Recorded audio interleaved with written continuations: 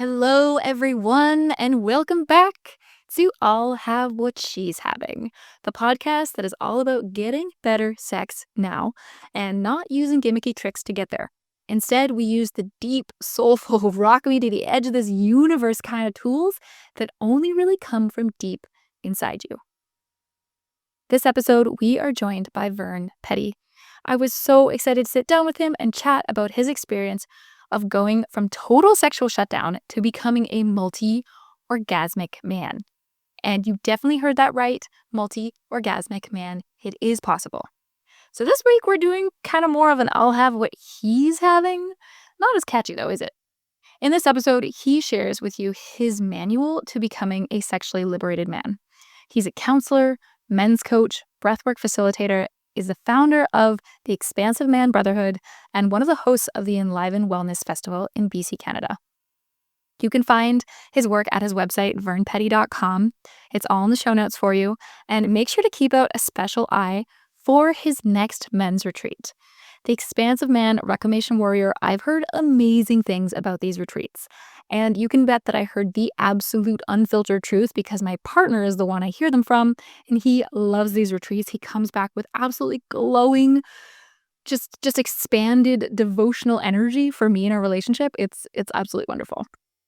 So today we talk not only about the 8 steps to becoming a sexually liberated man, but also the biggest issues that face men's sexuality today.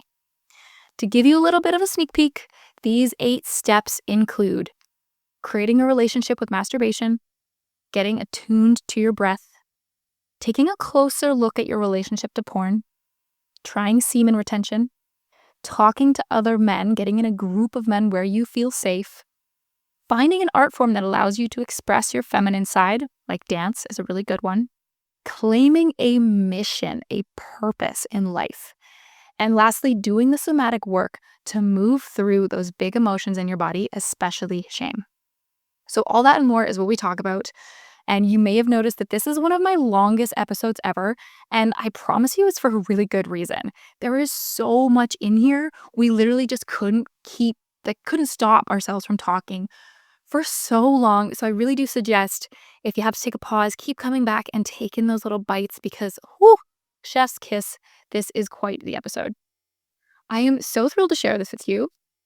And please do share it with a special man in your life who you'd love to hear this. I know that so much of the content is geared towards women, women's orgasms, women's pleasure, but I would really love for you to share this with just one man who you're like, you know what? You could hear this. This might be something really important for you to hear. Before we begin, I do have a few quick announcements. Number 1, all right, let's be real. If sex feels like a chore, or if it hurts, or if it's disappeared from your relationship entirely, it's not going to fix itself. When that voice inside is whispering, this isn't working, is it? It's time to listen.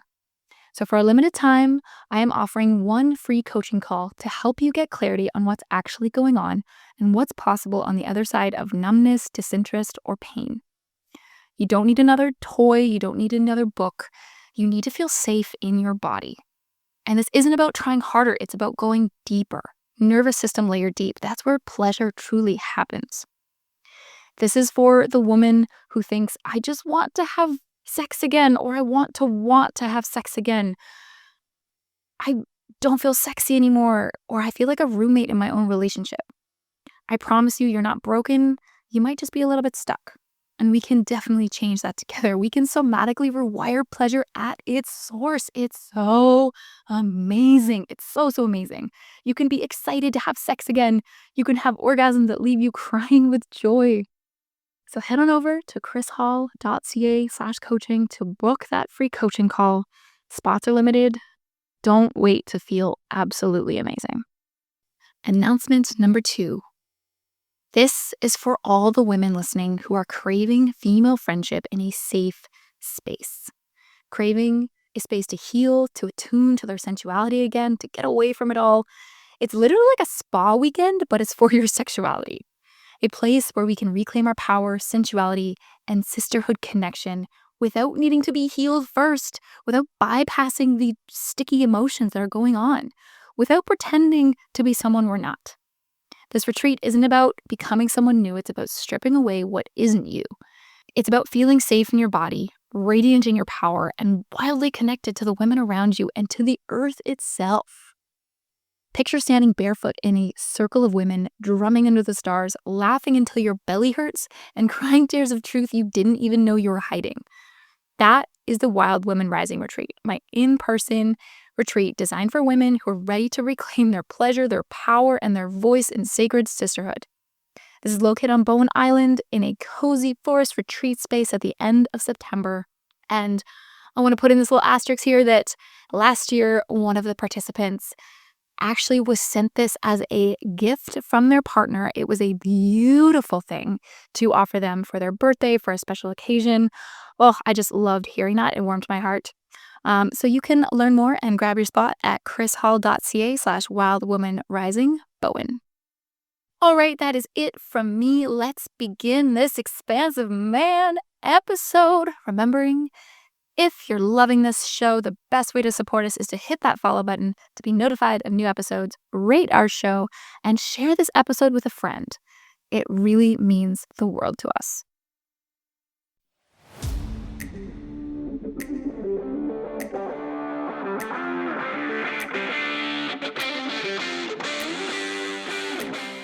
What if pleasure was the key to unlocking everything you've ever wanted? Welcome to I'll Have What She's Having, the podcast where your pleasure is your power and you're allowed to want it all. I'm your host, Kris Hall, a sexual empowerment coach, and I'm here to help you unleash your inner fire. Every other week, you'll get expert advice, practical tools, and juicy inspiration to help you feel more confident, turned on, and fully in your power. Because you deserve the kind of love life that makes people say, I'll have what she's having.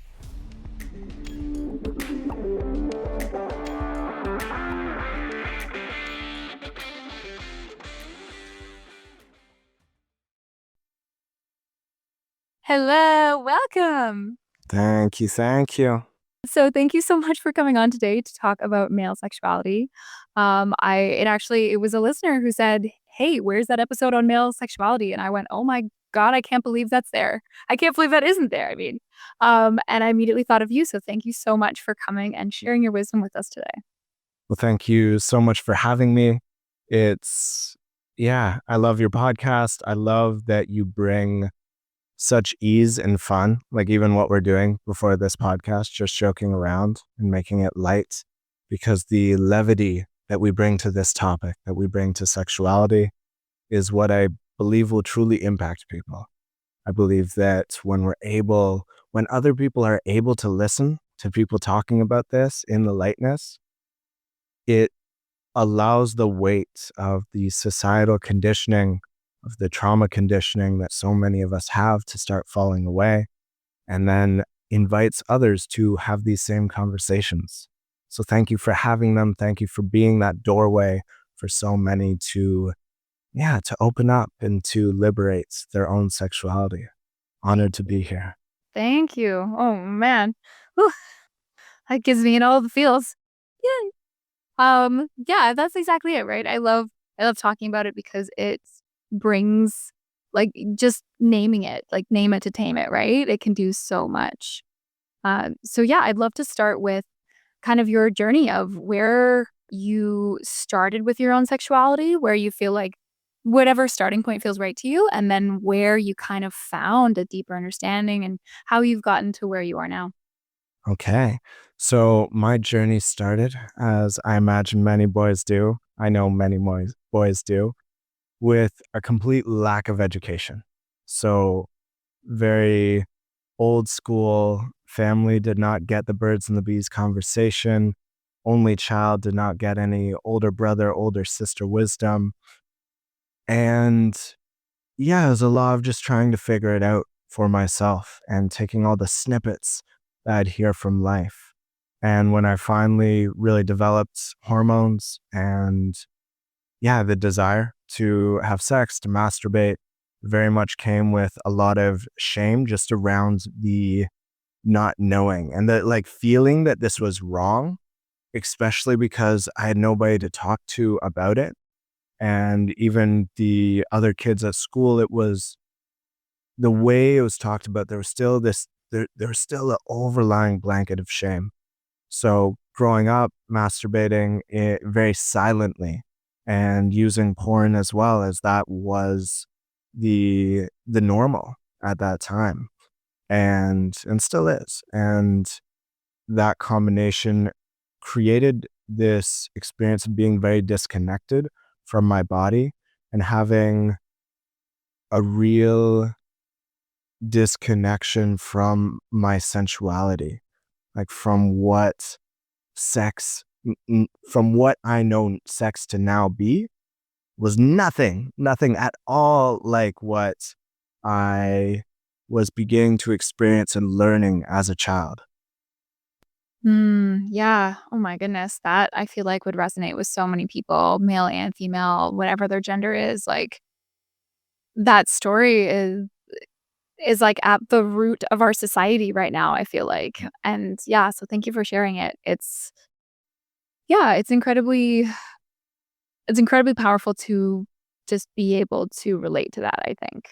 Um And it shows how much we can do too. I think of, like, all like, I'm picking out different things in the story of, like, oh, this is what a parent could do of, like, giving privacy and allowing, like, sounding and, like, just all the different layers at which, could help that have a different result for people. Yeah, just so many conversations, just so many conversations that people either don't know how to have, like parents, teachers, or are too afraid to have, too uncomfortable within their own sexuality to, or what other people, other adults will think of them, or even what the kids will think of them, to have these conversations. And yeah, it is what it is. And where I love the where your mind goes of the solutions, because that's that now in my life, which we'll get to eventually, is what I'm looking at, is how can I now be the solution for this problem.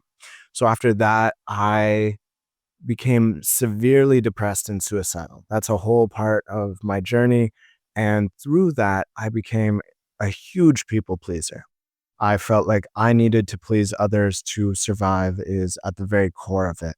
Without going into all that, the impact of it was a deep shame around who I was, a deep lack of self image, self esteem, and worthiness.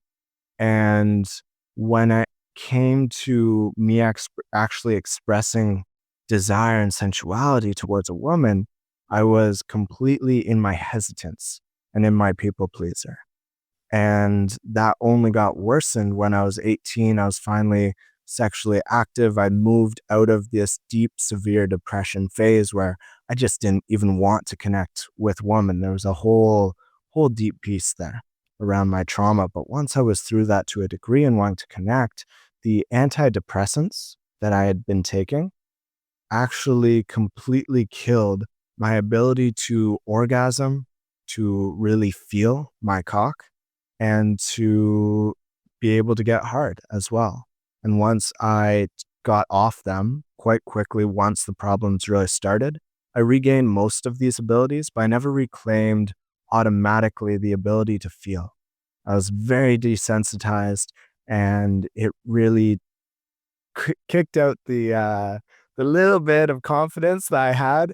It was just life just flicking that away ahead. Yeah. And so it was quite a journey to move from that. Still really no education, but yes, more confidence, a bit more understanding, but then having that kicked out and no idea. Like, I searched and searched the internet, but although erectile dysfunction and premature ejaculation as a result of SSRIs are common, the not being able to feel your orgasm isn't nearly as common. And there was no solutions to that online. So that was the beginning and the middle of that journey. But thankfully from there, I really got to learn a lot. I dove into Mantak Chia's work through The Multi-Orgasmic Man. That book, that book is revolutionary. That book is it's crazy how old the teachings are. It's so old. It's like, wow, they really had it figured out back then compared to us now when it comes to sexuality.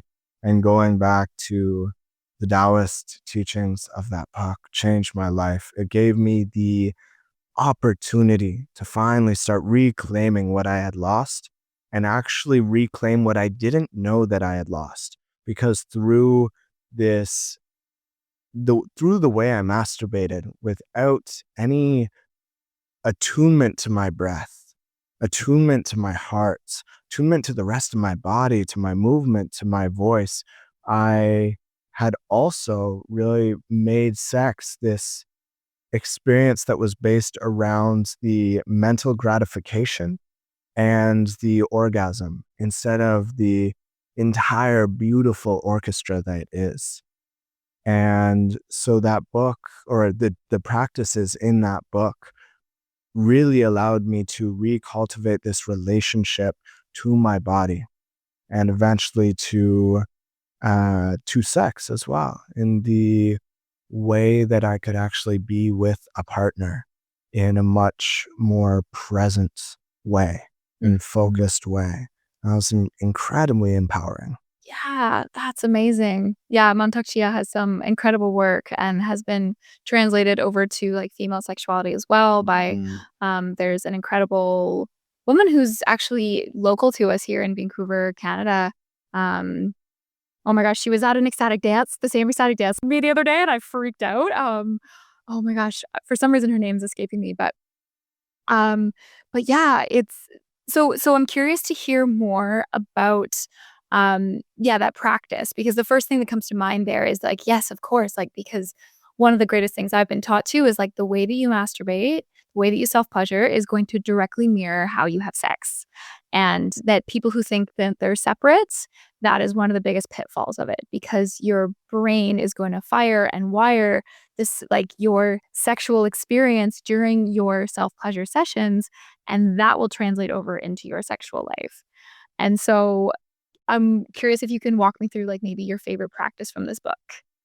Yeah, I think the number one practice from this book, which one day I hope to see if I can get in the school system, would be what they call the cool draw. And it's so important because it's not about the energetic orgasm. Yes, there is some beautiful superpowers you can attain if you really drop into this practice. However, the simple understanding that we all contain a microcosmic orbit, that there is a line that you can see on a pregnant woman right at the front of her belly going straight down. And this line goes all the way down and all the way up over the heart, up the throat, connecting the tongue to the roof of the palate, over up into the crown, into the head, and then straight down our spine. And this connects to the root and into the perineum. And so if you're listening and you have no idea what this is, imagine it's just a cord wrapped around the middle line of your body, over your back, down your front, and that this cord is copper, and that it allows electricity to flow through it. And when we masturbate or when we have sex and we're really shallowly breathing and we're not ah, allowing voice to come through, we're leaving all that energy in our balls. And this is why most men can't last that long. And I can't blame them. That was me for so long. Can't blame us. We haven't been taught. Yep. It's not just some easy automatic thing. You have to learn to move that energy, or it's going to overfill. It's going to pour over. And so learning how to breathe that energy up my spine, allowing it to flow over my head and falling down my face into my belly, being able to store it not only allowed me to have a practice that I could use while I pleasured myself. It allowed me to stay present. I added in connecting to the voice and the pleasure of my voice. I learned my sensuality and the spice, the shape, the music of my sensuality through that voice practice as well. And then on top of this all, I could connect this into partner sex. and into breathing in this way to be able to actually last a lot longer, and to know as well, even just to know when I'm going to go over, oh, when I'm at a 7, and how I can direct that. And yeah, it's a fascinating world, and by far there's so much more to this. I'm noticing myself right now trying to not just like dive in on a rant, but that is by far the number one practice that I think is so potent that every man can bring into his masturbation practice, and then eventually into lovemaking as well. Yeah.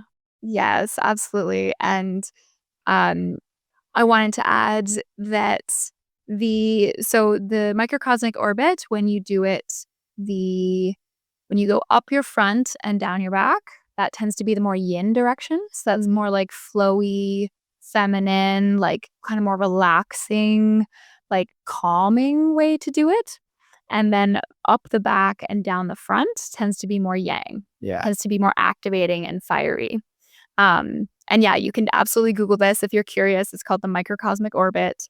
And it goes through your chakras and it's extremely activating. But also, the other thing I was noticing as you were saying, like, this is what like takes that pleasure and moves it around your body and like doesn't keep that pleasure in your balls for men. It's funny because it's almost like the exact opposite for women, but it still has the same effect. So, like, if I had to name the number one almost like challenge with female sexuality, it's the opposite, right? That like we can't get there, right? There's the getting there too fast and there's the not getting there in time or just not in a space of time that makes you feel happy. Because maybe it would take too long and you'd be tired or whatever else. Um, Or just the fear that your partner won't stay with you for that long, that you're not worthy yeah, of him truly being there for the 40 minutes, the hour, that hour and a half that it takes. absolutely. Absolutely. And so the act of using your breath and moving this energy around and and movement and all these tools actually spreads that pleasure around our bodies and that actually amplifies our pleasure. So that's I find that so interesting that like it spreads it out and it has the effect that you want it to, I think. Right? That either it slows you down because it spreads out that pleasure so that your whole body is holding it instead of just that one area. Because, like the yang energy starts in the genitals Mhm. versus the yin, where it's like we actually need to spread that out to every part of our body, experience that pleasure in more parts of us, and that actually amplifies us and brings us into ecstasy even faster.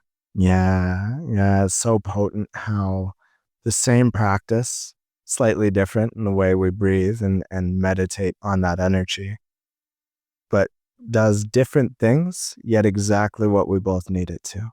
Yeah. And yes, for the yang, it's about spreading it out so the whole body can contain this energy instead of just the balls. And this is what allows us to absolutely ravish a woman while not being in our heads. That there's more parts to that too. But well, on like knowing, like, I need to know my sexual arousal. I need to know my breath. I need to know how I can contain this energy for me to really be with a woman and be so present with her and be with the energy of myself that wants to ravish, and to not in that, and to make that all automatic. Because that's the thing is it's one thing to read the book and do the practice a couple times. It's a whole nother to bring this into the bedroom with Mhm. another human.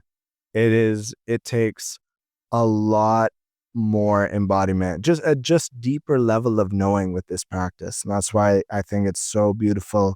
I get a lot of my clients to start doing this because it takes time, and to not have any expectations of how it's going to translate over, and just trust that as long as the practice is there with the self in the self-love practice, and that the intention is there with the partner, and that we're communicating with the partner as well, that this is our intention, this is what we're going to be like doing, this is how you can support as well. It's kind of taking it to the next step, but it can really add a lot as well.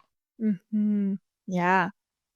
Okay, and so returning to your journey, your personal journey. So you moved from shame, and this is like you moving into the embodiment, right? Like you were talking about reading this book, and that brought you a lot of practices. So is there more to the story? There more steps along the way? Yeah, yeah. So to me, when I work with men in sexuality, it's very much there's a lot of affecting factors. For instance, if a man is feeling really in his scarcity mindset, if his finances are really low, that likely will play into the bedroom. Almost everything in life shows up in the way we fuck. And which is a beautiful thing because it's the Mhm. ultimate mirror to our life. But also the opposite can be true. You can increase and better the way you fuck, and that'll increase your whole life.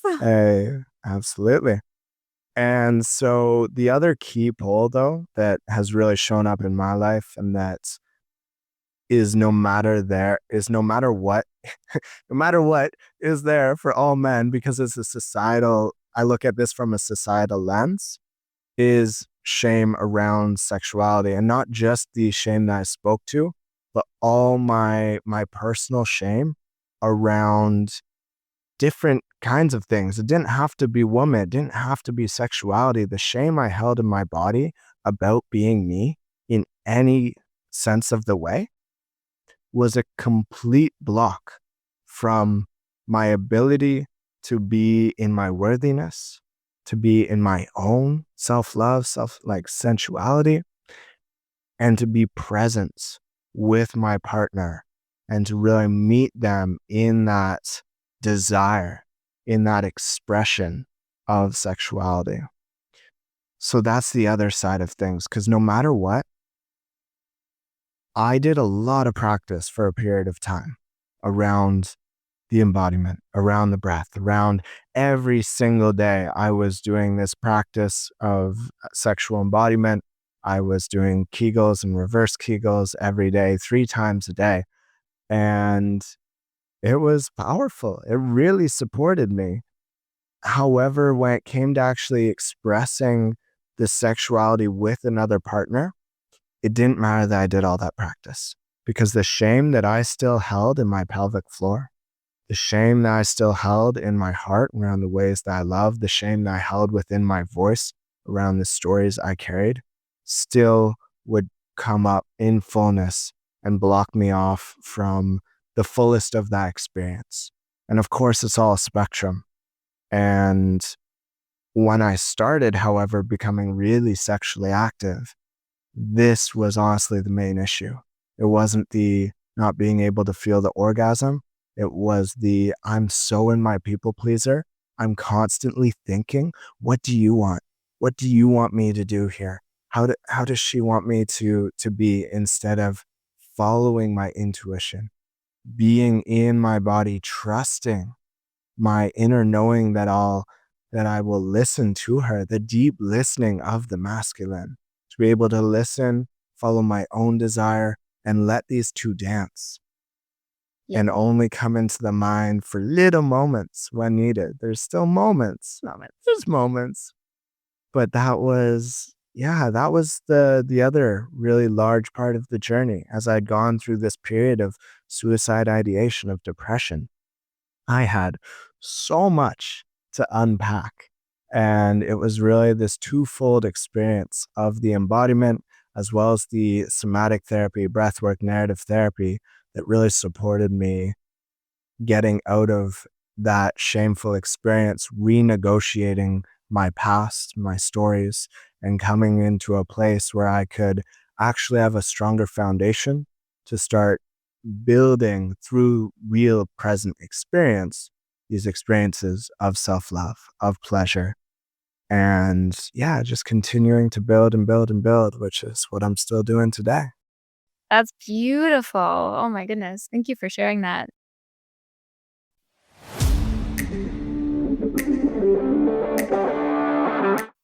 If sex feels painful, disconnected, or has a serious lack of orgasms and pleasure, it's time to pause. This isn't just about sex, it's about aliveness. Because when your body stops feeling safe to feel, you lose more than orgasms. You lose joy, turn on, creativity, and that sense of sparkly aliveness, that thing that gets you up out of bed in the morning that makes you excited for the day. But that can change starting now. That's why I created a totally free 15-minute pleasure breathwork called the Pleasure Portal. It's a guided, gentle, body-based experience to reconnect you to your turn on and begin the process of rewiring your nervous system for pleasure. Forget forcing yourself to feel sexy or trying to fix your libido. This isn't a checklist or a how-to. It's about dropping into your body and letting it speak to you. This is about remembering that you were made to feel deeply, wildly, and sensually alive. This isn't a cute sex tip. It's just 15 minutes. You'll feel turned on in a whole new way, I promise you. Your body, emotions, and sensations will wake up. Whew, it is just a stunning piece of magic. It's 15 minutes and it might just change everything. So head on over to krishall.ca/thepleasureportal and download it for free.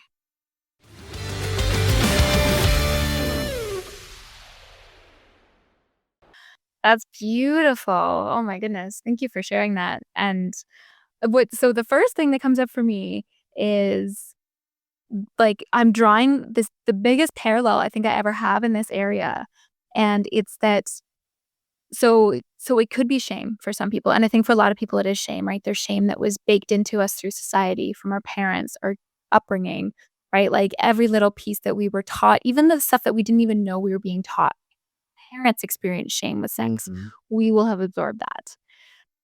But what I'm noticing is that so it's any emotion that's very strong and that's blocking you, right? That it doesn't necessarily have to be shame. That like for me there was fear. There was fear of the pain that I experienced, the physical pain that I experienced. And that fear was such a strong emotion that I didn't allow myself to feel, that I tried to push away during sex. That's what was my block, right?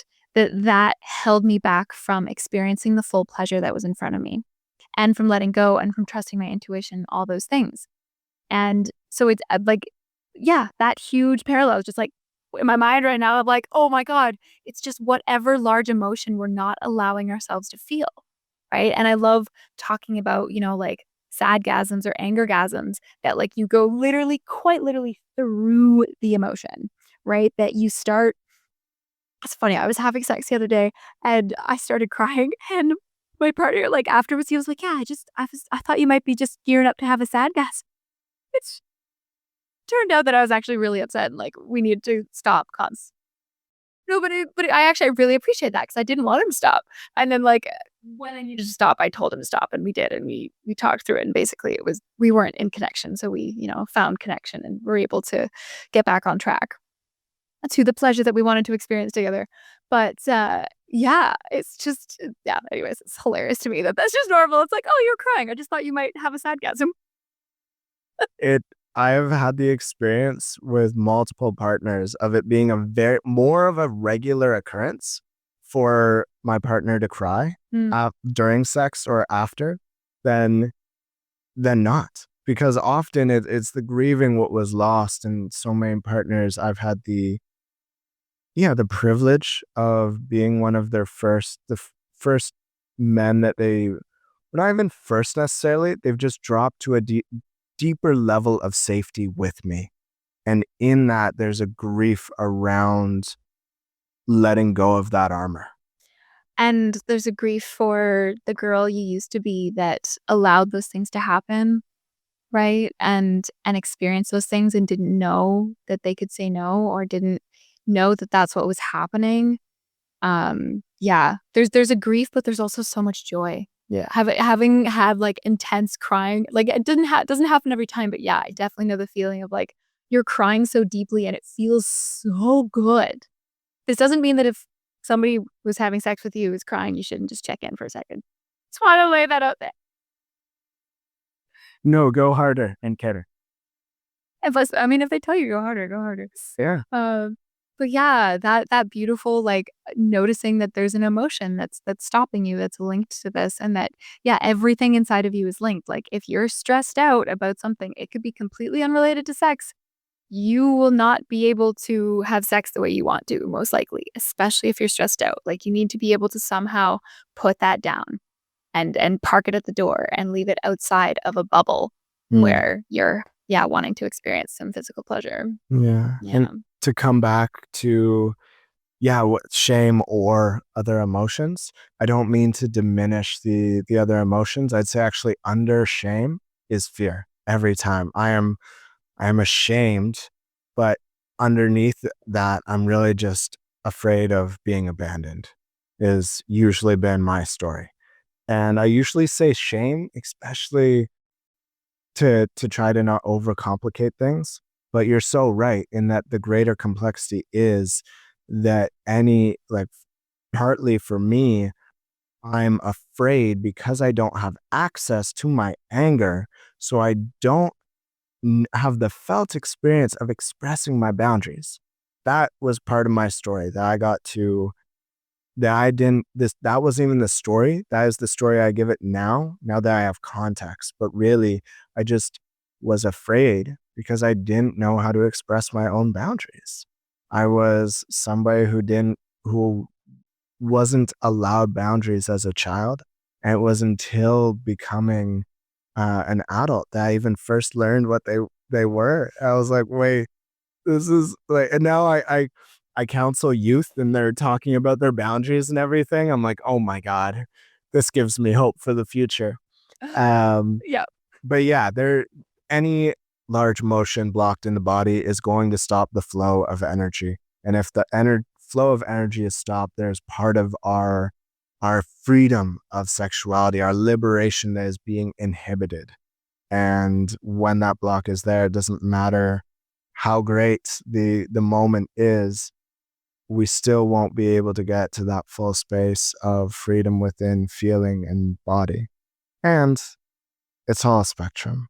And that's something that will always be continuing to heal little blocks, but it's often those really big blocks in, I like to use the chakras, one of the chakras, whether that's anger in the belly, fear in the root, shame in the hips, grief in the heart, fear again in the throat. That is deeply blocking the experience that when I work with a man, that is where I go to first. Yes, learn the microcosmic orbit, learn how to breathe, learn how learn your dance, like the next part like of this is learning just your sensuality. Like that was so huge for me. And the biggest shifts I saw were by far when I learned to cry, when I learned to scream with genuine anger, where I got to play back my traumatic experiences where my boundaries were essentially nullified, and to be able to renegotiate that moment and to say the no's where I needed to say the no's. And as well to just share the shame. And that's why I love podcasts like these, to be able to have open conversations about this, because that to me is the greatest healer of shame.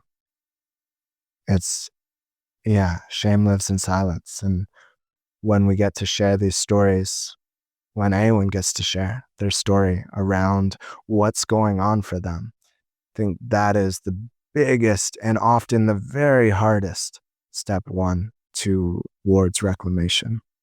Yeah. Yeah, absolutely.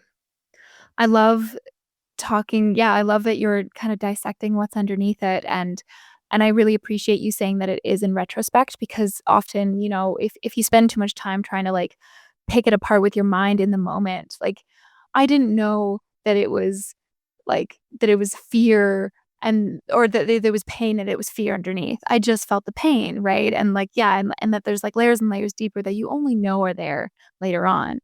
But that, yeah, I feel like you're naming the, like, feel it to heal it kind of thing. Yeah. And also I appreciate that you sprinkled in there the fact that it's never done healing. Like, you're not ever in a moment in your life where you're healed. Like, that doesn't happen. But at the same time, there was this beautiful perspective I heard that was, um like, being healed doesn't mean that you're suddenly perfect. I'm butchering this bit, but being healed doesn't mean that you're perfect. It just means you've learned to live with those imperfect parts of you and love all those parts of you, right? Like, that shame is not gonna go away. You're just gonna have a new appreciation and love for the fact that it's a part of you and it belongs to you. Like, you wouldn't be who you are without it, and there's a lot that your shame was trying to protect you from, and so being able to hold it in that way, like, it's just so special. Um, but that's healing, like, I feel like so many of us are learning this now, I think, but that wasn't part of the dialogue and the conversation for so long. Hmm. I love the IFS lens of this, of why we're doing the work. I hear like in what you just said, they protected us. That shame protected us. The greatest shift I had with my shame was there's a part of me. Oh, it's not pretty at all when it comes online, but it was there to protect me. It truly believed it was saving my life, and honestly, maybe it did. So when I fully understood and had that conversation with it and thanked it so deeply and forgave it for all the hate that I had shared on it, and in that moment welcomed it, like not cast it away, but welcome it. I actually made an art piece. It's I can't remember why I named him. I think Rick. Um, and it's funny because I started Rick the Dick. I don't like this guy. And at the end, I was like, oh, Rick the guy I love. And he's in a massage chair with, I think it was like a full endless cooler of beers in my heart, but with no door. There's no door to get out to express himself Mm. because that part is now, it's a part of me. It might whisper and talk once in a while, but I'm going to do my very best to not react through it, to not let it express itself into the world. And to me, when people ask, like, why do this work? I'm like, that's why. Because now I get to choose. I still feel that shame for a moment, it's still there, but I get to remember, I know why it's there.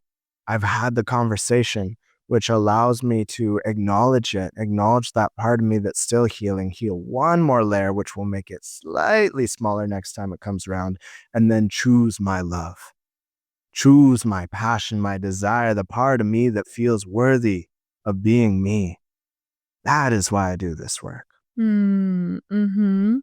And then it's not spiritual bypassing and it's not emotional bypassing, not saying, "Oh, no, no, no, just feel love, just feel love. Oh, just oh, peace of everybody, peace of love." No, no, no, no, no. That's exactly what you described, and I love that, the piece of, "No, we're gonna feel it. We're gonna say, 'Cool, you're here. That's alright.'" And we get to choose love instead. Mhm. Fuck it. Yeah, that bypassing bullshit. None of that shit. Take it Yeah. out. Yeah. So yeah, that was the emotional piece.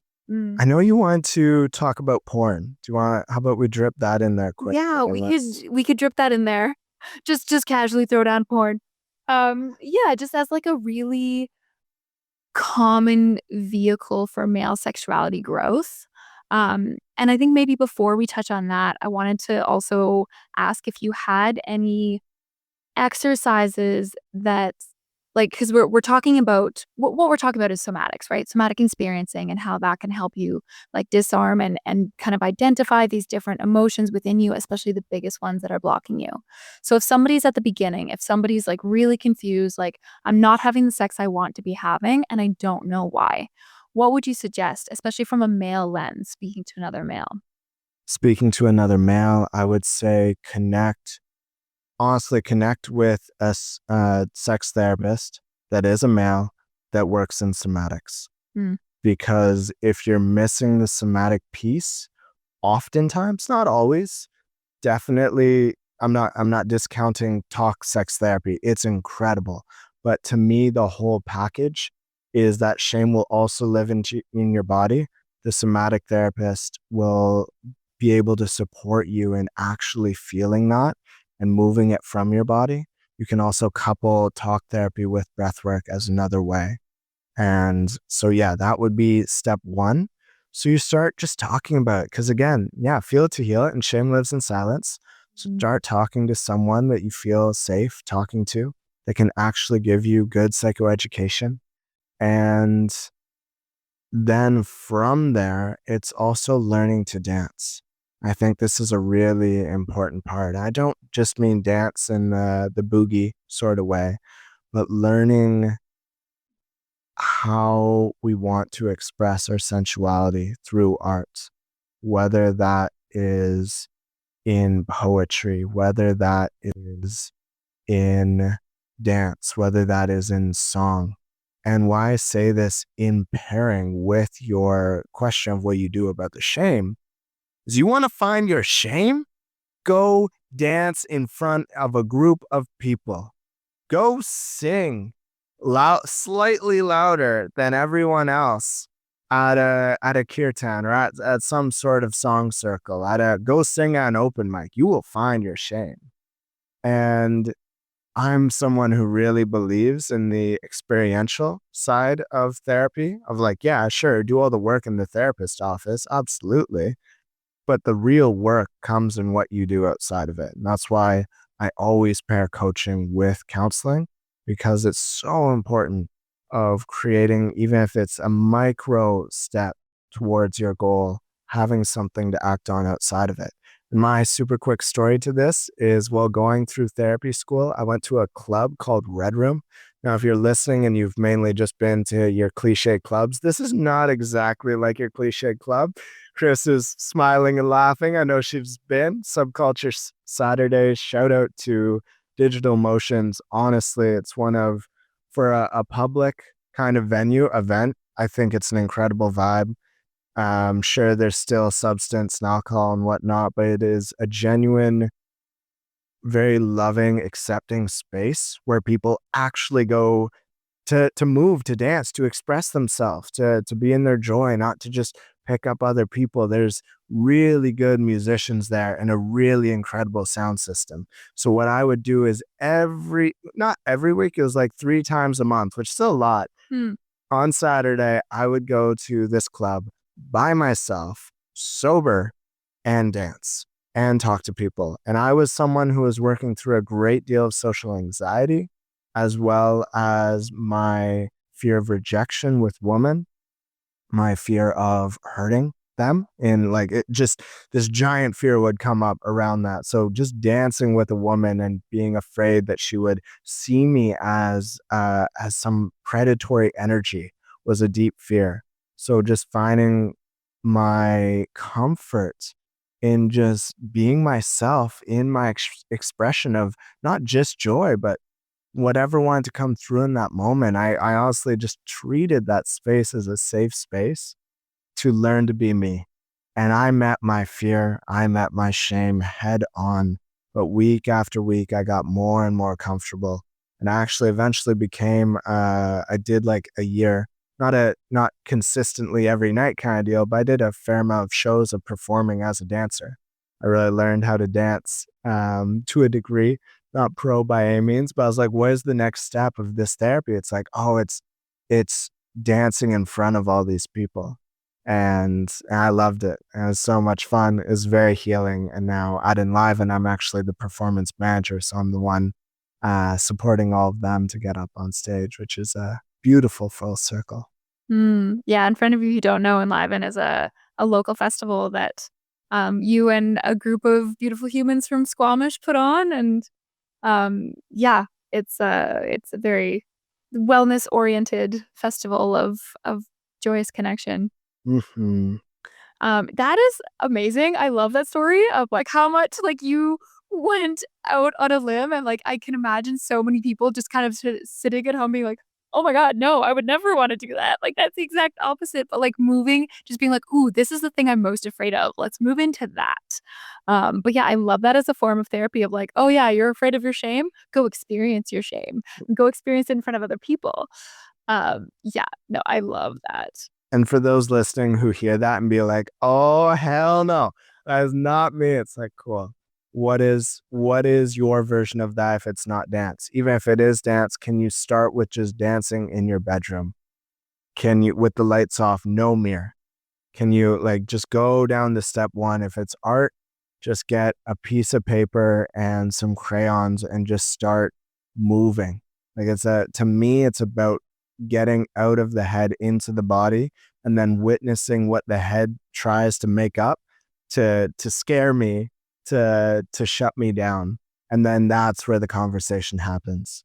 Oh, I don't look cool. Oh, I'm making a fool of myself. People are looking at me and thinking I'm weird. All these thoughts that is my protector trying to protect me because he's like, hey, this is dangerous. Why are you taking up so much space? Yeah. Like, shut that shit down. Somebody's gonna see you. Yeah. So he's on the call to the brain being like, what do we need to tell him to shut him down? And it's navigating these conversations in whatever way aligns for you and whatever way inspires you that is so potent. And to figure out what core practice might be best is I always invite people to tune in with their inner child. What did you enjoy drawing? Did you enjoy dancing, singing, poetry, whatever art form it is when you're growing up? I'm trying to find one that aligns. Yeah. Yeah, I love that. And I would say too that while you're letting your body take over and stepping into a more playful form of expression, I would say that that might be a really beautiful place to start to identify your desires.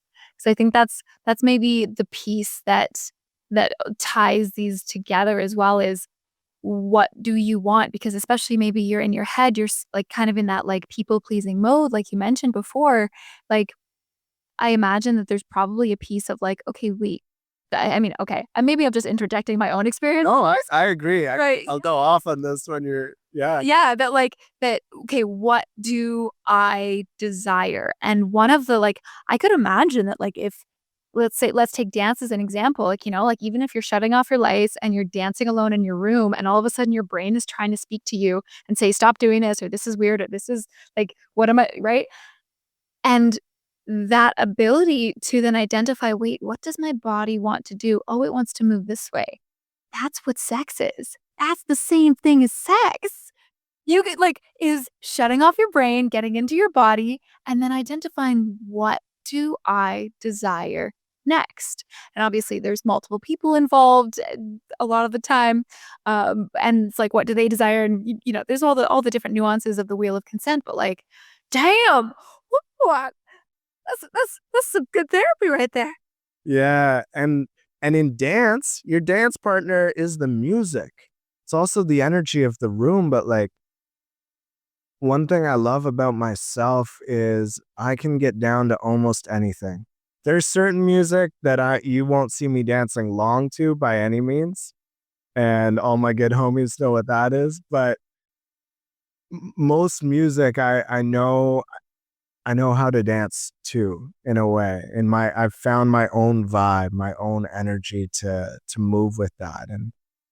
And oh my gosh, I could go so many places with this, but even beyond just feeling into your body on the experience of what you just said of learning to listen to the body and how it wants to move. And that's why I created an ecstatic dance. Because yes, that is like, instead of how do other people want me to move, how do I want to move? What does my body want to do? I named my DJ name Sequence because I believe this experience of surrender, because that's when I dance, I'm going for this experience of ecstasy, of surrendering to the music, all comes in sequence. It comes in the sequence of transformation, of expressing and meeting the blockages and softening or dancing with them until we fall through, until we are in the ecstatic state. And when we get pro at that, when we get really good at being in that ecstatic flow, we learn how to translate that to everything. That includes sex. That also includes work and parenting and all the things. So it's one of the greatest skills we can learn. And the thought that came to me on the other side of this is even just at a club, sex is so much about learning to dance with another human. And when you actually dance with another human, not in some choreographed way, not in I'm going to do my dance, you're going to do yours, but like we're going to create together, we're going to bounce our energies off together. That is sex. And I have had dances that have definitely compared, like, really put the bar close on a joy, like, high experience of my life to some of my greatest sexual experiences. Like, dance with another human is phenomenal. And that really taught me how to be intuitive with another human. Yeah. Yeah, absolutely. Yeah. Oh, and the final piece Mm. is when I realized how much I wanted to dance in front of other people, not just to heal my stuff, but I wanted to be seen. I was like, oh, I bet I'm a bit of a exhibitionist as well. And sure enough, some parties later, that was true. Oh, yeah, that's hilarious. Right? 'Cause, like, all those desires are intertwined, like, and yeah, again, like, you can you can heal certain things through sex that come out in every place part of your life, right? Like, and like, it's all connected in the same way that every part of your body's connected, every part of your psyche is connected. And so, of course, the way you have sex ripples out into all parts of your life. So some people who, um, maybe are like, "Oh, my sex is good enough." It's like, "Well, is your life just good enough then?" Like, right? Or like, there's it's just it ripples out into every part of you. And so what I love to say too is like, I'm not just a sex coach. I'm like using sexual energy as a modality for coaching, right? Because it's this powerful force that is often ignored. Um, but I did wanna jump over to porn. But, apparently there's no good segue to porn from all of this embodiment and shame talk. But yeah, porn, it's come up so much lately around men's sexuality, and so I'm curious to hear your thoughts on it. Maybe you've had some experiences with it, maybe you have close friends who have or clients who've experienced it, and yeah, talk to me about what effect that has on somebody's psyche.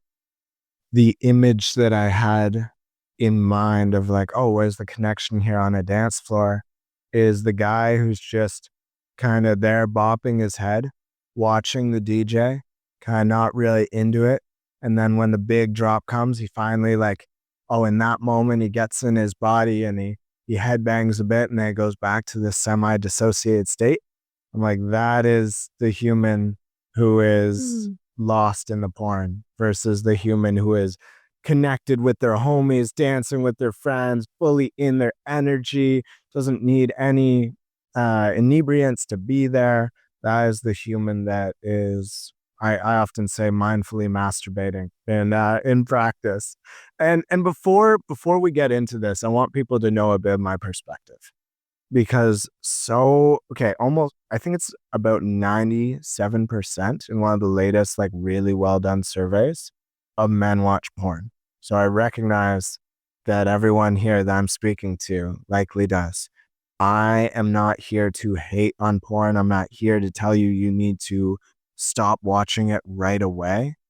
I am going to invite in a new way of experiencing it and of potentially considering making some subtle shifts partly away from it because watching porn on its own isn't the worst thing in the world versus the difference of watching porn as the only time you masturbate.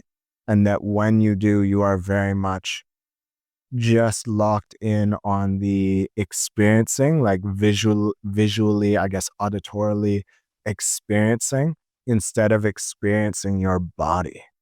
So my experience was similar as many, just watching porn with headphones quietly as I can, masturbating and being so cut off, like just being very much like visual of looking at a woman as nothing but flesh and really looking at what I enjoy.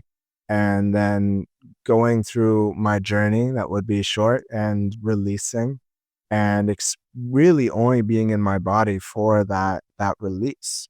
And the result of that is when I finally was having sex, the same thing was the experience of my people pleaser was there and very active, but I was mentally masturbating at times, like looking at what I enjoyed instead of just being in my sexuality, like truly knowing what that feels like to feel my fuck. And so it had a massive impact in that way. And I'm really grateful I was learning all the information of the studies on this as I was deeply diving into Mantak Chia's work, doing everything I could to reclaim my sexuality. But I also lived with a partner for 8 months. And in that just felt like there wasn't like where would I masturbate? And that was part of it. As cute as that, like as hilarious as that is, I'm sure if I could find a way just in the bathroom, in the shower, whatever. But I used it as initiation of, hey, do I really need this? And and I stopped. And that's not actually what is the best. I wish Or I wouldn't no, no, no. No, not stop. But I did. It was what stopped me from watching porn. And then I realized, oh, I actually need to masturbate way more. I need to practice. I need to look at this in a whole new light. And so what I invite others, or so the effects first on were on me that was very much in my head, not in my body, and that I didn't have nearly the appreciation and the reverence for a woman, for the soul of a woman, for being a life giver of this planet that I could because I had been searching up body types for the last 6 years of my life and of just exactly what I wanted to see and lost the soul in this sacred act. And that is what I really, if you're listening and you're a man, I implore you to reclaim. And you don't need to give up porn entirely to make that happen. It's just about taking time, making a balance of pleasuring yourself. I keep saying mindful masturbation. I say mindful because it is bringing this mindfulness into it. It is bringing intention. It could be called intentional masturbation. And bringing this intention in that you're in your own body, you're with your breath, you're expressing your pleasure, and you're not just doing it just to release. It's not to just move stress. It's not to avoid an emotion. Because that's the other problem with porn is porn's such an addiction because it's such a dopamine hit that is just like smoking or smoking weed or alcohol. It is an incredibly effective way of avoiding the emotions we don't want to be experiencing. So when you couple that with what I spoke to earlier around how the stored emotions block your ability to feel, now we have an absolute pandemic of men who are disconnected from their sensuality, from their cock, and from the reverence that they can hold and the connection with another woman.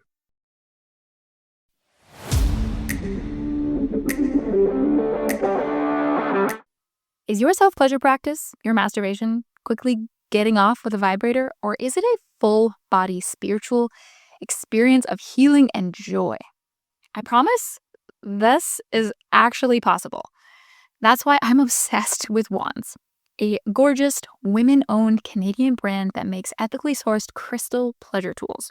Think yoni eggs, G-spot wands, and toys that actually help you feel more alive, connected to your body, and more orgasmic than ever before. And yes, I do have a discount code just for you, Kris10 for 10% off at checkout. Vibrators are great, but they often stimulate externally and way too fast, bypassing the slow, internal, emotional unwinding that deeper pleasure requires. Crystal wands and yoni eggs don't just get you off. They get you into your body and can actually facilitate deeper healing. There is so much healing to be had in sexual practices, and one of the safest and easiest ways is to do that when you're doing your pleasure alone. Your body is capable of so much pleasure, and if you feel a little, that's cool if it's all you want, but I just want you to know that there is more. When you go slow, touch intentionally, feel what arises, trust the process, your body surrenders. How many of us have just wanted to feel surrendered in sex? That's where the real pleasure is.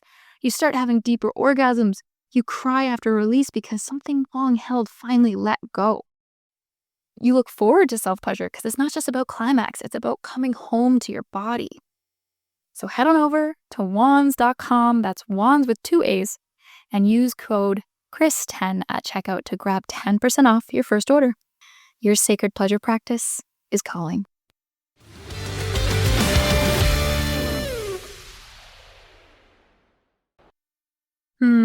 I can just picture so many women's panties just getting a little bit wet. Ugh, Let's just hearing, just especially that, like, just the reverence, right? The reverence for the other's body and being present with it. And I mean, I feel like on the opposite side of the spectrum, as a woman, where we can get really caught up in our own heads about like, oh, what does my body look like right now? Right? Oh, are my rolls kind of weird in this position? Like, am I shaking a little bit because this is an awkward position? Or am I right? And like I've had that happen more times than I could possibly imagine that I go, wait, what am I doing? Why am I not here? Where did I go? Why am I trying to go over there when this amazing thing is happening right here? Or even that feeling of, "Oh, I'm taking too long, so let's try to rush through it." Or like, "Oh, I'm thinking about what I'm going to do to you after you're done doing this to me because I need to reciprocate." Okay, and so I'm like half over there and I'm half experiencing this thing. And just that feeling of like chaoticness where your mind is going all these places and you're not going, "Wait, stop. Be right here in this moment with this person."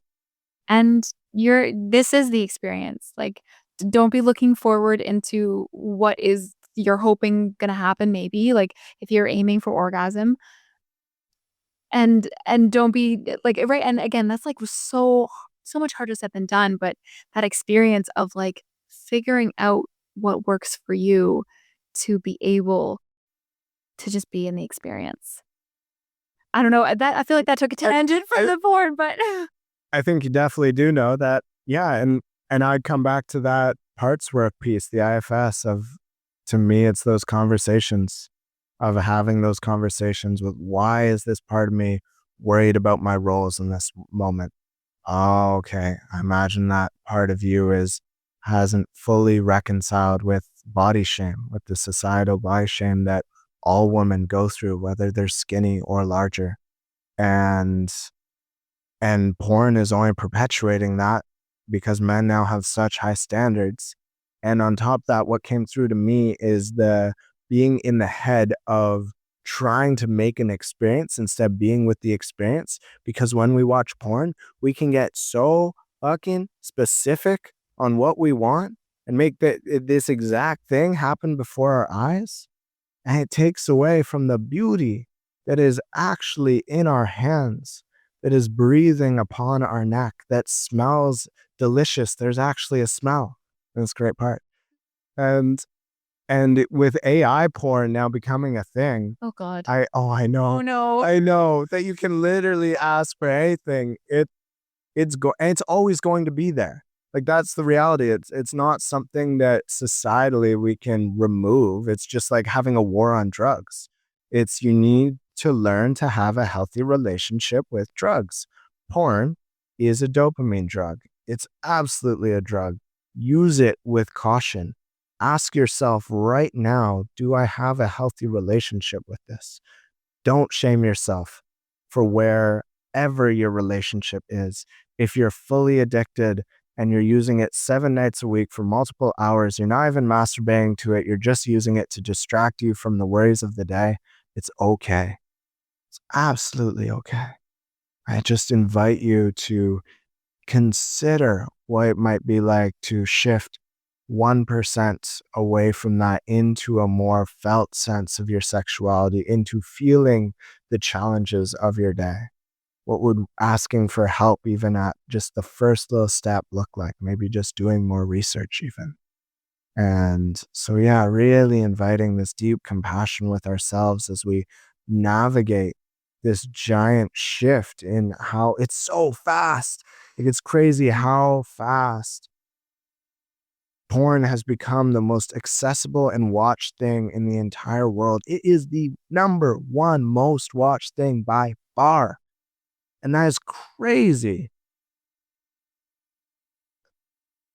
So, yeah, wanting to leave it there with just nothing but compassion for the situation that we're in, not to downplay the gravity of which it impacts all of us, but just welcoming everyone to look at their own situation with curiosity and compassion, and just to look at, hey, how is my sex life right now? How's my presence in that? How is my relationship to the the gender that I'm attracted to, the type of human? How do I feel after watching porn? And just do little experiments. What would it be like to try masturbating without porn? What would it be like to give yourself a week off of it? And yeah, the final thing I realized I haven't talked about semen retention, who linked to this, is partly because porn is such an easy, like masturbating is always being easily accessible, but the habit and the dopamine that comes with porn, the easy access to that erection, because that's oh my God, there's so much I could go off on here. Like it's hard to not go on a full rant, but when we have instant access to watching our fantasies, our kinks, our fetishes, that we don't need to learn our turn-ons, it is such a problem, an issue in relationship. I have so many men coming to me being like, hey, I don't know what turns me on with my partner. I can get turned on with porn because I've created this massive neural pathway around that. Even just looking up pornhub.com gets me hard, but seeing my woman naked doesn't get me hard. I don't even know what I want to do to her. Oof, that's hard. Yeah. So there's that whole realm. And in this moment, I'm actually forgetting the other tangent I was going to go down there. But yeah, it just takes away from so much. And I think it's going to be a key piece of the future of our sexuality, is going to be learning to navigate this and learning how we need to educate people so that everyone has the information to understand what they're doing when they're looking it up, and to be able to navigate the choice points towards the vision of their sexuality they desire when using it or when being a part of anything sexual. Yeah. Yeah, and I really love the emphasis on curiosity and not judgment. It's one of, like, the biggest, like, pillars of my life and my work is, yeah, just how can we approach this with curiosity and move away from the judgment, and that absolutely comes into when we're using tools or drugs, like you say. I also really love that you call it a drug because, yeah, that's exactly what it is. If it activates dopamine in that way, it's a drug, and that, yeah, just noticing, having compassion, and slowly maybe investigating why this is part of your life. And again, yeah, not holding harsh judgments for yourself, and we're not here to hold you to any harsh judgments either, absolutely not. Um, just to say, "Hey, this might be a cause. This might be linked to that." And in fact, there's lots of studies that do link them together, and that if you want X, then Y, right? And, and that, you can start to move in that direction. Um, yeah, I feel like that other tangent that was around porn it's in the back of my mind. Semen retention. Right, yes, Get back there to we me. go. Yeah, so that one is fascinating. For those of you who don't know, 98%, no, 97% of your hormones as a man are created in your testicles. That's where all your testosterone is created. So when we ejaculate, we're releasing so much of that, and our body has to go into this mode of recreating that. Now, what is the number one point of men's biology, Kris? The number one point? Yeah. Um, the penis? To procreate. Oh, Yeah. yeah, the balls. Yeah, to make babies. Oh, you mean the point as in the, like, yeah, the point of men. I mean, there's so many points to men. Are you kidding me? Oh, Such complicated beings. complicated beings, except for, well, no. Okay, no, I won't just, I'll let that be. So even if we're sick and we ejaculate, our body will focus more on building back that sperm than it will on getting us well. So when men are every night watching porn and ejaculating, they are putting themselves in a constant place of tiredness. And it's the same thing. Notice when you eat a really big meal, you need to digest. Your energy levels go down, not just because you feel heavy, but because you have lower energy. You never eat a massive meal before you go work out. You eat that after. And when we don't build back sperm in a matter of an hour. It takes much longer than that. And when you do semen retention, you really learn this because after a week, you have energy. You have energy like you haven't experienced before, as long as you have your other core pillars of your physical foundation intact. And one of the things that I really implore my brothers to get on, once they're at the place where they're hungry, they want this, they want to really, we had a slogan at one point, shifted, but for men that are ready for more than good enough. It was along those lines. And when you're ready for that, one of the first steps is holding in your seed. And if this is new to you, just try it, please. Like it's so amazing to have a session with someone, tell them about this. I'm like, okay, this is weird. My therapist told me not to ejaculate. And then a week later, they come back and they're like, holy fuck, I have so much energy. What do I do with this? Da, da, da, da. I just want to fuck. I'm kind of like, I can't think of anything else. And so you have to learn. You have to learn the cool draw practice. You have to learn how to breathe and move this energy to be able to last week upon week. But it gives you this ability to hold and maintain your charge, not just your energy for life, but like your desire, your passion. Yeah, you want to fuck. Now, if you have a purpose, you can you can navigate that energy into your purpose, into your mission. And what I love about it, I do my very best. I'm 27 years old. The older you get, once you're in your 30s, people suggest 2 weeks, 40s, 3 weeks, 50s is like a month to maximize your energy. So I'm kind of still in that 1 week. I do really well to keep my T levels up. But if I'm releasing multiple times in a week, oh my God, everything is vibrating lower for me. I have less energy. I get reactive easier. I get frustrated easier. I might even have little bits of depression if I really went on a bender in that fashion. And I think that's partly because I've created such a practice of it, and that's such a contrast for me versus the 1 week. But I don't want to spend the rest of the podcast talking about this, but if you're a man listening to this, I just invite you to do some research into it. But the best thing you can do is read The Multi-Orgasmic Man, learn the cool draw, start doing some daily practices, as well as just seeing, hey, can I do 2 days if you always do one? And the other part I need to add to this is people are like, but you just said you needed to masturbate more. What about sex? I want to have sex all the time. That's why I listen to Kris's podcast. You can still do all these things. You can, oh my God.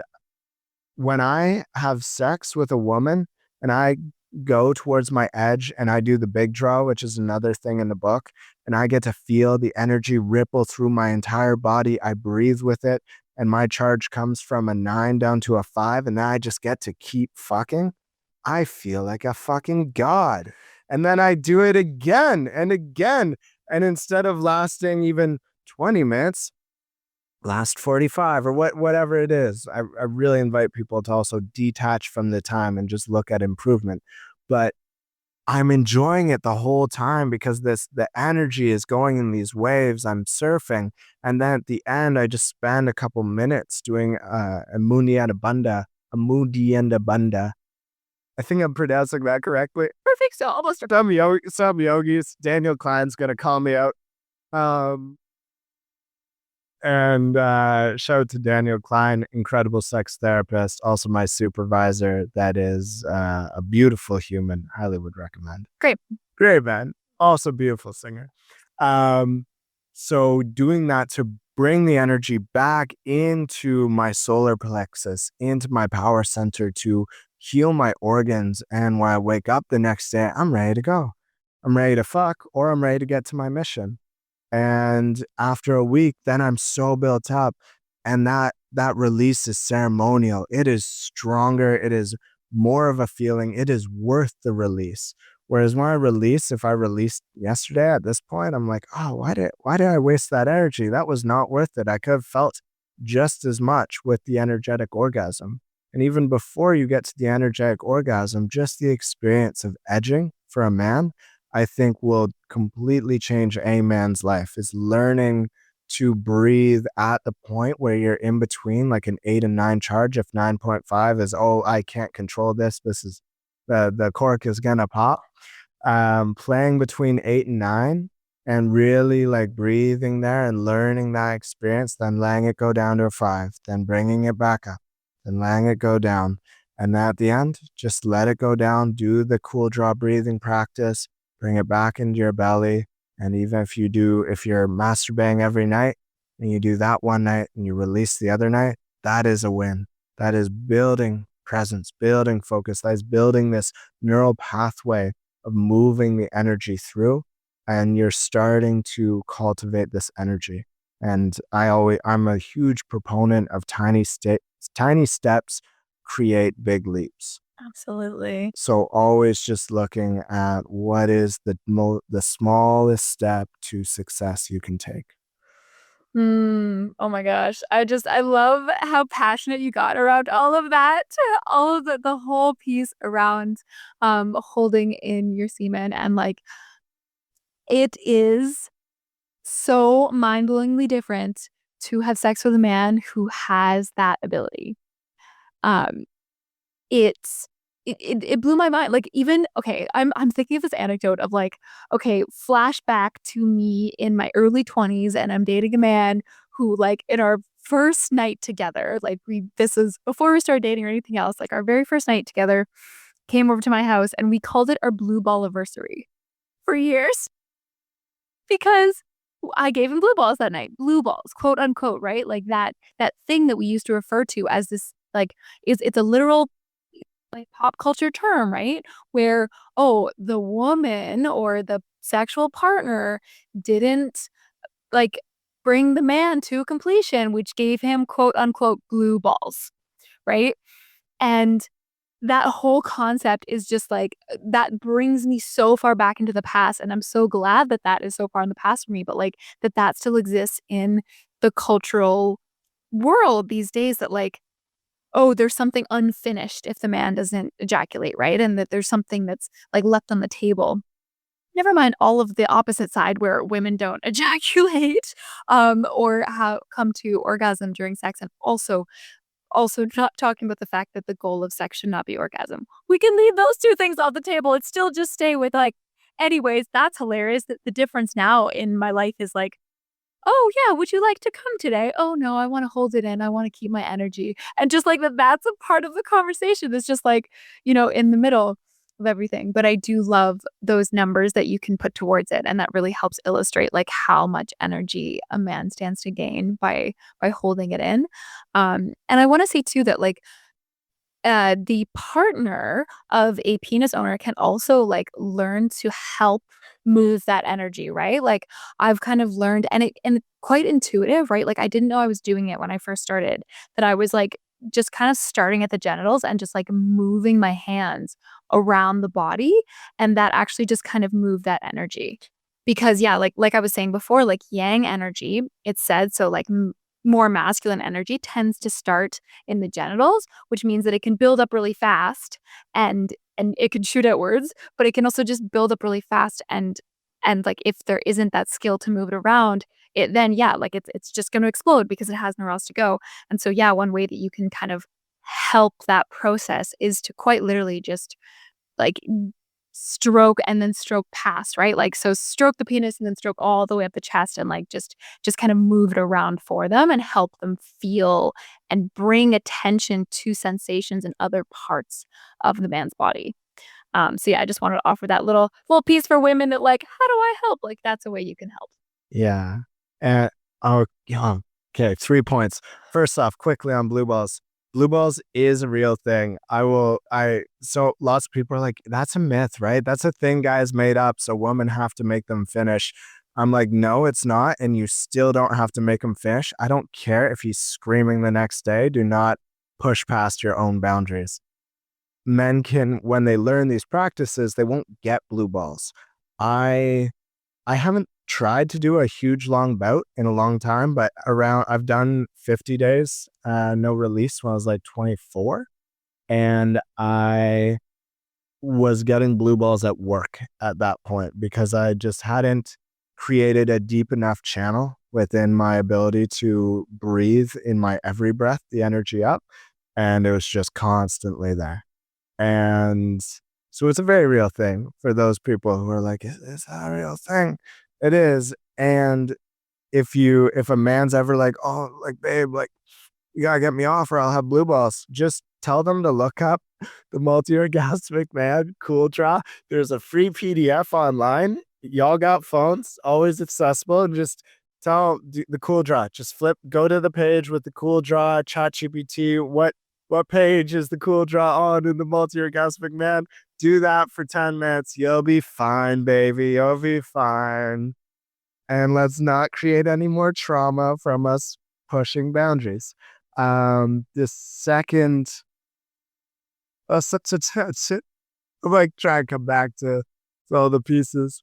Um, da da da da da da. So that's the ADHD brain right there. The passion is great, but you get on a tangent and then I mean, yeah, lose the. tangents are the best though. Tend to destroy the meat and the juices. Oh, moving the energy. So my partner is really versed in yoga. She's deeply uh, deeply in the yogic world and incredible yogi. It's so inspiring to see her devotion to that practice. And she is so intuitive with energy work. So if you're a woman there as well that actually does energy work, like off the body, that is also a powerful way of moving the energy around for a man. The other way, just like you said, is the touch. And even I'd get like, depends what level of charge he's at, but get away from the cock is one way. Like go just above the cock, right at the base, and then press up. And imagine you're using a combination of water and earth energy, because that is what a man needs to be able to calm his energy down, to ground it. He is fire. He is meeting the charge of fire in his balls. And if he wants to cool that down, he needs to bring in earth and water. So we're not bringing this light, airy touch that's dancing and sensual and playful that can actually just empower the flames. We actually want to bring in this water and earth, and that's for the woman and the man. And the third piece, they all come back eventually. The train comes around. Mm. Is the piece of how to start doing this with your partner. And I think reading the book together, because there's parts for men and women, there's the multi-orgasmic woman now as well. They've made a whole nother book. Reading those together is super powerful. So you understand what your partner is working with and also understand what they're working against. It is not easy. This isn't a practice. This isn't like DJing house music. You can't just pick it up and figure it out in 5 hours. It takes time. It takes discipline. It takes devotion to really attune with our breath, our energy, and our body, and creating a safe space for this. Part of me working through, I had not erectile dysfunction, premature ejaculation for a while. I'd go into this fear space. I could nut in like 5 seconds. It was crazy. It was my body not wanting to be there. It was its fear response to the situation. And what eventually I quickly got to a space where I'd flip flop between being able to last and having that experience. And what was so healing was asking my partner, hey, this is what I'm working through. The hardest part about this is when it happens, I often feel like I take 3 steps back because I project that you're feeling all this disappointment that I didn't last. And instead of me doing the thing that I previously did, which was got really good, read a bunch of books. She Comes First, by the way, man, great book on eating pussy. And I use my classic thing, which is become really good at a thing to offset the thing I'm ashamed of or scared of, and would just go into that. But the shame would still be there. Sure, my woman would get off and she would feel great, but there would still be this like, oh, still, what does she think of me? Da da da da da da da. So it only masked a problem. And what was so healing was asking, hey, if I release early, I'm going to start laughing and I want you to laugh with me and even give me affirmation and say how much you love me or whatever to support my enoughness in that moment and to support the greatest healer to shame, but beyond speaking about it, is getting to the cosmic joke of all shame and finding the laughter in it. And I swear there's a way to do that with almost every single piece. And that was the most supportive thing because when my body realized I could soften, I could relax, I am enough, I'm lovable, I am love. When I release early, it allowed me to release the fear that was, or a deeper layer of the fear that was causing me to get in my head, which was causing me to think about, oh no, oh no, da da da da, being in my head, thinking about the orgasm, thinking about my energy instead of just feeling, which was the whole reason I was coming early in the first place. Mm, mhm. So talk about it, have conversations, talk about your vision of what the most erotic, ecstatic sex life of your partnership could be, or just for your own life if you're single. And then start having the conversations with partners, or if it's with yourself, just laying a path for you to make your own practice to move towards a more liberated being. Mhm. I feel like every time you finish your statement, it's like a mic drops. Uh, no, you've got beautiful phrases and beautiful ways of wording things and moving through your thoughts. Um, I really love how like the part that really stands out to me in that is the, letting your partner know where you're at and the fact that you're saying, "This is happening for me. In this situation, I would like for you to handle it this way and, like, react with me in this way." Because the opposite side, that, like, really almost, like I almost wanna say it's, like, a wee bit of a trigger. There's, like, this little bell that goes off in my head is the side of it where if that communication didn't happen, and if you were just experiencing, "Oh, my partner ejaculated early, and they didn't say anything to me about it before. I don't know that they're moving through this. I don't know that they're consciously working on this. And it just is an experience that you both have together, but yet you don't talk about it and you don't acknowledge it. And even worse, and this is the real kicker, is when it happens and the woman has been ignored afterwards. Right? Because there's so much shame on the men's side that they just experienced of not lasting as long as they wanted to, and now they're tired, right? Because they just ejaculated. All their testosterone just left their body. If it's late at night, maybe they fall asleep almost immediately, and it literally abandons the woman, right? She is left there, like, potentially not having like, not just not having the sexual experience that she maybe wanted to have, but that, yeah, there's that lack of communication, there's that lack of understanding, there's the feeling of, yeah, quite literally being abandoned, left behind, and and I say that from personal experience and also knowing that, yeah, like, literally the only thing that needs to happen in that moment is communication.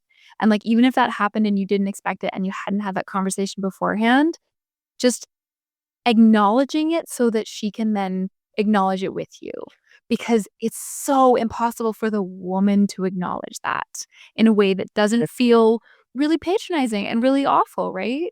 Like, it's such a hard place because especially if it's a new sexual relationship, oh my goodness, like, it's so impossible.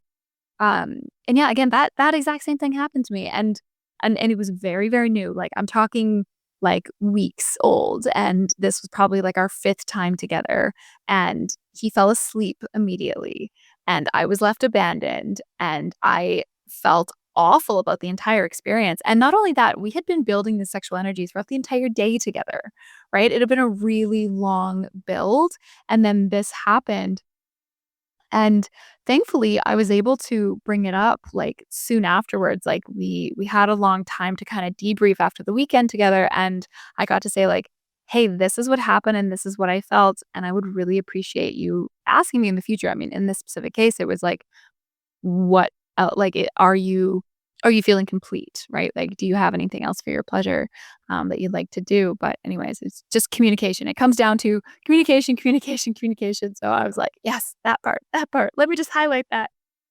Um, Yeah, yeah. because it's not just about the man in that experience. It's what is the woman going through as well. And the reality is, like, hard feedback I've gotten is, hey, I want to have sex for longer. And it's so important for my partner to be able to express that. It Mm, was a scary thing for her to do that because of what you just spoke of. Like, oh my God, I don't want him to get angry or him to feel ashamed or him to shut down. Because the natural instinct when a man goes through this experience is to shut down. And we're just thinking about ourselves and try and navigate our own shame story. And we disconnect from the woman and what she's experiencing and that conversation and getting to know her true desires, because it's okay to say, like, in the moment of, if premature ejaculation is like the common thing, this keeps happening with a partner, like, if you're the woman or if you're the man as well, whatever type of relationship, being that loving force, that accepting force in that moment is so important, but it's also so important for you to not shut down the desire of, hey, I do want you to learn to last longer. Because this shouldn't be this thing that, oh, so many people have this issue, so let's coddle them. It's like coddle the inner child that gets activated perhaps in that moment, and love the man for who they are, and let's work let's work forward. How can we navigate this? And part of the woman being a part of this, feeling the teamwork in this, is for her to feel safe to express her own thing, not only the desires, but her own things that she's navigating. So we both come as a team. I know one of your favorite books, which is also one of my favorite books, is Getting the Love You Want, Yes. and learning how to, as a team, understand the issues that we're both navigating in this space, so we can become the kings and queens of supporting each other through them, so we can love the roles of a woman, all the little insecurities, put extra salve on that, put extra attention to loving those parts, to supporting if my insecurity has been core wound of feeling not enough. Someone who's giving me the words of affirmation around just seeing me in general, for me, has been such a support of feeling whole. And when I feel whole, I'm not in my head. I'm in my confidence. I'm in my presence. I'm in that deep, deep listening, the Shiva energy that that gives me the opportunity to create the container that will create ecstasy. Mhm. Oh my goodness. We could keep just having this conversation. Like, we could just keep going. We've gone way over time, and I'm so happy to just keep going, but at the same time, I do think we need to wrap it up. I think maybe that's just a sign that we should have another conversation. We should do a part two. Yeah, we should do a part 2. Um but yeah, I guess as we wrap up, because again, like, I know that if I build on that, we'll build on each other, we'll keep going. So I'll just cut straight to, is there anything else, any last thoughts or comment that you'd like to give people and leave people with? Yeah, I think what comes to me is this has been a longer conversation.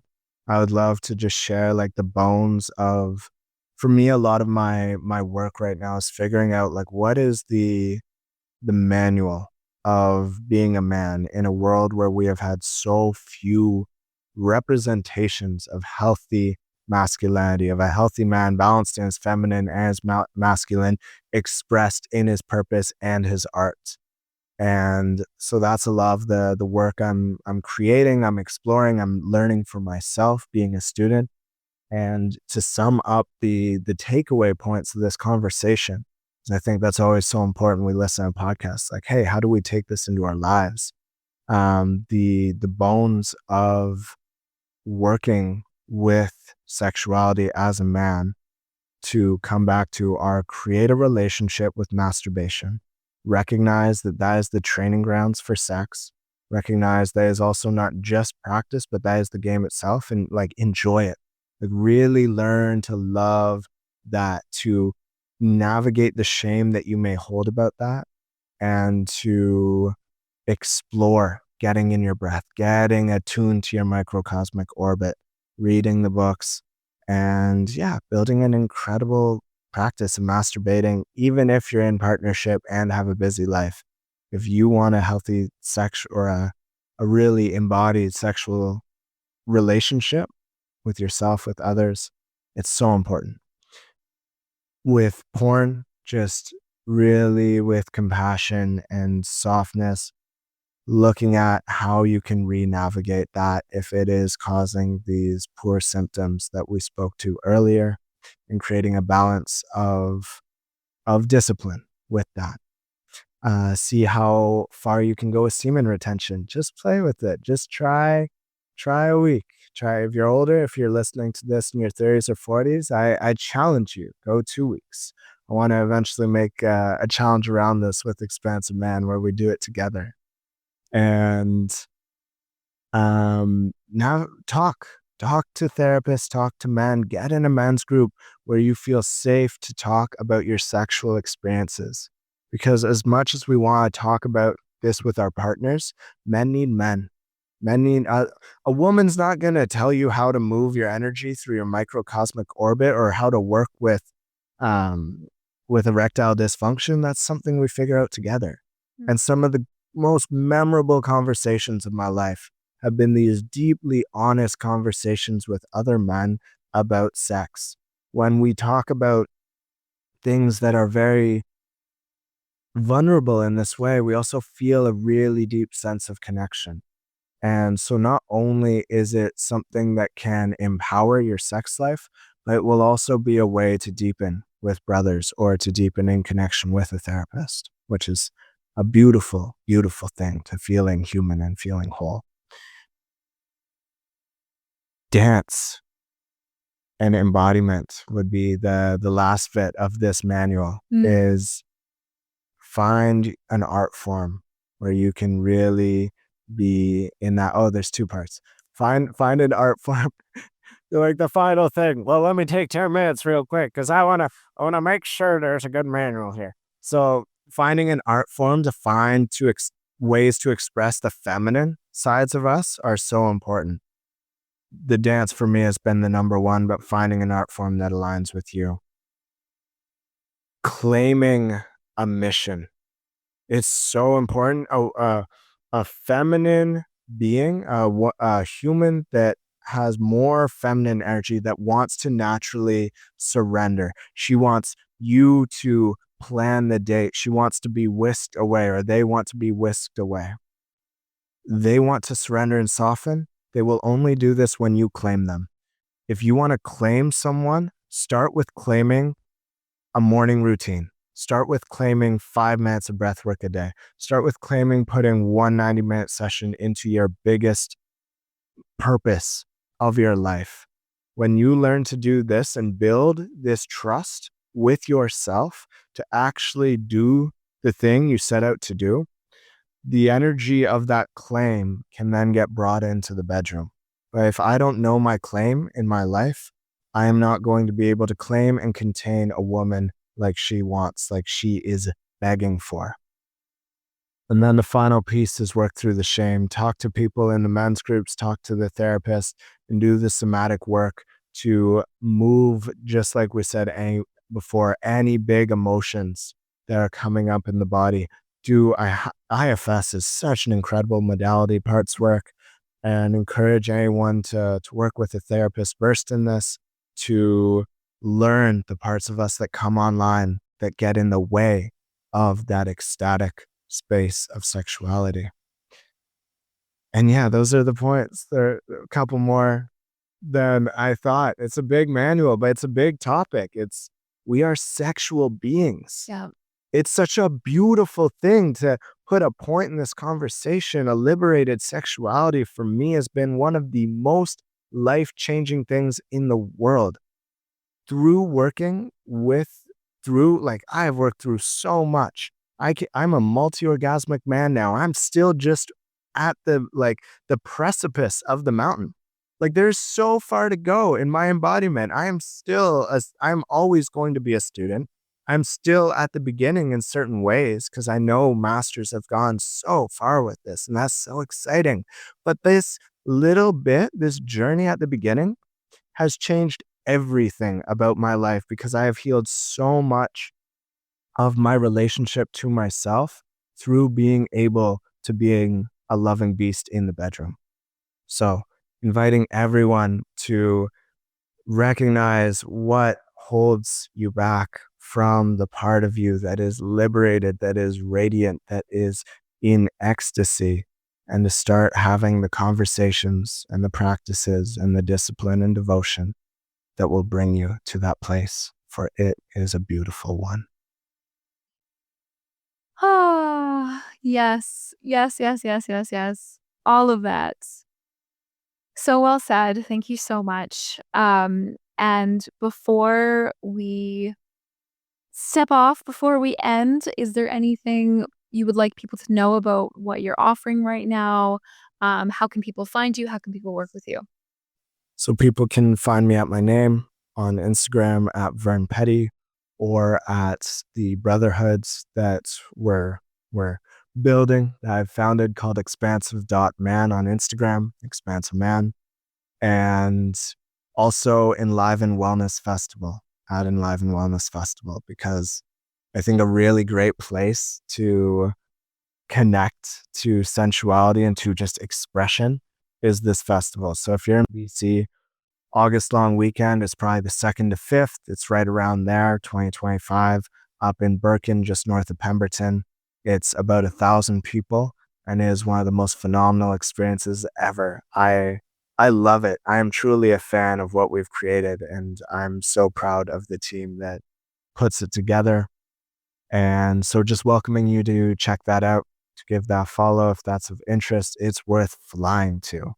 The next part is, yes, I am a therapist and a coach. I work a lot with men, coupling things like purpose, mission, vision, and the archetypes of the magician, king, warrior, lover, mother, father with somatic, narrative, and IFS therapy. And it's a lot of different things, but the most important thing is when I work with someone one-on-one, it's just about meeting them where they're at and using whatever modality or combination is needed to support them in the moment where they are and move them towards their goals. If you're a man, I really invite you to check out Expansive Man. We run retreats that are 4 days long. They're called Reclamation, and we run them on the various archetypes. And it's a beautiful place of reconnecting to the power of masculinity, to service, and to our connection with nature.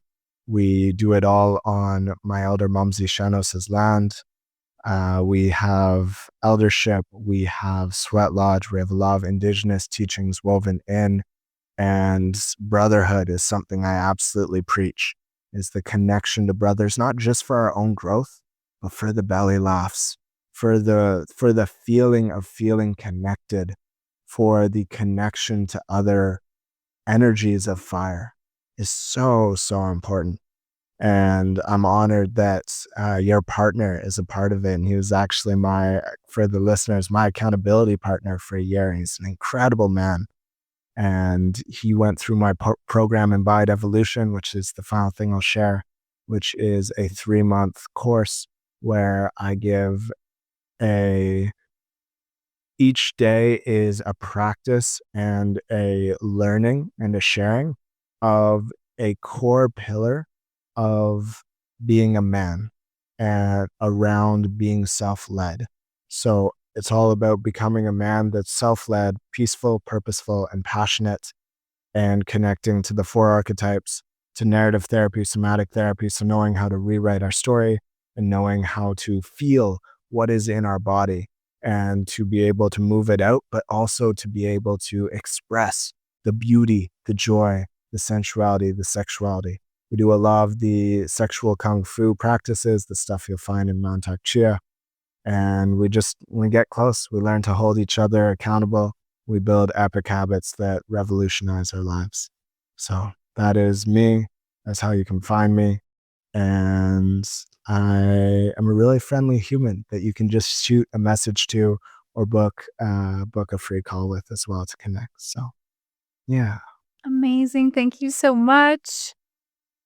Yes, this has been an amazing conversation. So I can't thank you enough for all of your openness and all of your sharing and all of your wisdom around all these things. And I really appreciate the male perspective.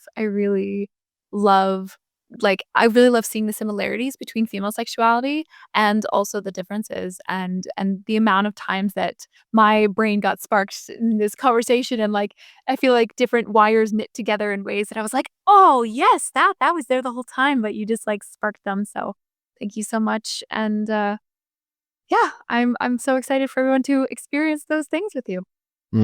Thank you for your embodied wisdom. It was so great.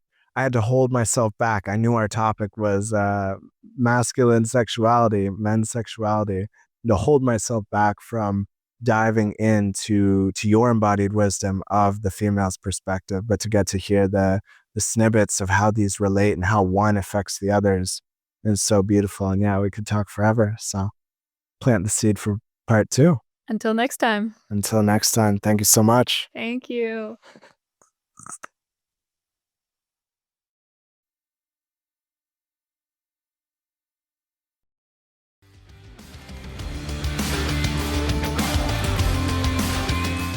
Thanks for tuning in to I'll Have What She's Having. If you love this episode, do not keep it to yourself. Share it with a friend, leave a review, or shout it from the rooftops, preferably mid-orgasm. If you want to go deeper, join me at krishall.ca for group programs, private coaching, and more pleasure-packed resources. And remember, your pleasure is your power. So go out there and flirt with life itself.